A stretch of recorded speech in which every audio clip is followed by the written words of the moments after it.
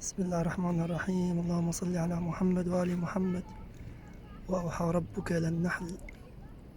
شوف، هاي النحلة كانت واقعة وسط البحر بفضل الله تعالى وفضل فاطمة الزهراء عليه السلام. خرجت وظلت تسوي بجناحاتها، يعني هذا لو صح التعبير، وكأنها تدعي لي بفضل الله. شوف، اللهم لك الحمد ولك الشكر على النعمة.